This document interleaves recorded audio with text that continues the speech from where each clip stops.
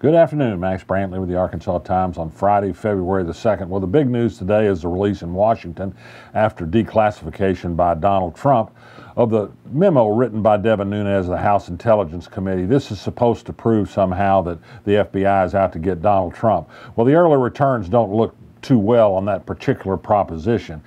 Even Republicans in the House from Arkansas who are praising the release of the memo say it's good to have it released and it's good to have accountability for the executive branch, but they don't really point to anything specific in the memo. It's essentially an editorial that uses some selective facts and some opinions and some speculation and some misdirection and dishonesty to make the case that somehow the FBI, which is full of Republicans and harmed Hillary Clinton's campaign pretty substantially, somehow is out to get Donald Trump. In fact, Nunes' memo on a couple of key dates makes it clear that some of this investigation began before this dossier that Trump is trying to say is a source of all his problems. A dossier paid at one time by Democratic operatives, but begun by Republicans who opposed Donald Trump. Well, in any event, the big question now is, will they really believe in transparency? Will they release the Democratic memo that explains some of the shortcomings of this? And can we stop and think for a minute about how Donald Trump's been talking on the phone with Sean Hannity about a memo that the FBI says could compromise national security? This by the same people that want to lock Hillary Clinton up for exchanging some emails with certified people, but through the offices of a private email server. It wasn't compromised as far as we know, but she ought to go to jail. Donald Trump should be able to release classified information and use it to benefit himself politically. Well, there you go. On to other headlines. In Arkansas today, they released the monthly state revenue report. They're building up after 7 months of the year, a $65 million surplus. That's by design in some respects, although money is coming in a little bit faster than anticipated. The governor would like another tax cut. There are a lot of services in the state that would like some help. UAMS, to name one particularly, and the Highway Department, to name another. Early childhood education, to name still another. Jan Morgan, the ultra-conservative Republican who's challenging Asa Hutchinson in the gubernatorial primary this year, has put out a video on Facebook in which she comes out four square in support of the hog farmers who are having a factory feeding operation in the Buffalo River watershed. This is a subject of some concern, not just with hardcore environmentalists, but a lot of people that value the Buffalo River. She says this is impinging on the right to farm. She'll have some support for this. The Arkansas Farm Bureau Federation is certainly on her side on this. Governor Hutchinson is nobody's liberal, but to make him out an elitist environmentalist is something of a stretch. But this is a case where Jan Morgan can get to the right of the governor. Mark Martin, Arkansas Secretary of State, he's not busy enough in Arkansas.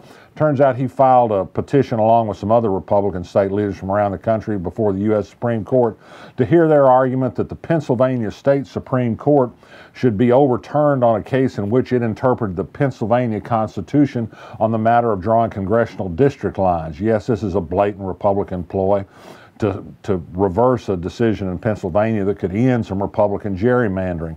This is as if the Republican Secretary of State of Pennsylvania asked the U.S. Supreme Court to overturn an Arkansas Supreme Court decision on a matter of Arkansas law. Pretty strange, but that's the way things go these days.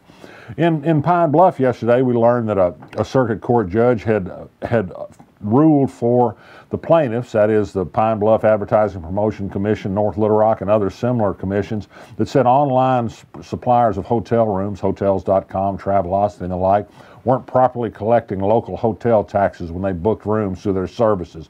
Now they'll move to the question of damages. We learned just now that Little Rock Police Chief Kenton Buckner is one of 5 finalists for police chief of Charleston, South Carolina. Didn't know he had applied for that job, or perhaps had filled out an application at their solicitation. The current interim chief in Charleston is also one of the 5 finalists. Buckner's supposed to go there next week for an interview. Well, we now know that concealed carry advance permits soon are going to be available and on the streets. Instructors in Arkansas that have been certified people to obtain these permits are now offering classes, perhaps by as early as mid-February. The first people that have these new advance permits that allow them to take guns on the college campuses, in the state capitol, in state courthouses, and in bars and taverns around the state will soon be qualified to do so legally. You'll be safer then, I'm sure. For something for you to read, I urge you to take a look at the ArkansasBlog.com today for a piece by UALR law professors on a rebuttal to the University of Arkansas system lawyers on a change in tenure policy. They want to make it where you can fire a college professor for not being collegial. Well, they say this would be a bad thing and subject to abuse if that could be the sole reason to fire somebody, although they say it's fine and already policy that you can take somebody's collegiality into account when you're looking at an annual review. Others have also noted on the faculty that there's no such policy for administrators. They can be as uncollegial as possible, I suppose. And it's interesting to note, too, that the UA system office has said, why there are some faculty members that are in support of this change in policy. Well, the review of the records show there's been exactly one faculty member who's supported this change in and rule on faculty employment. I think that's the news for today. I'll hope to be back next week with a little more. In the meanwhile, we'll be resisting Donald Trump and his posse. I'm Max Brantley. See you next week.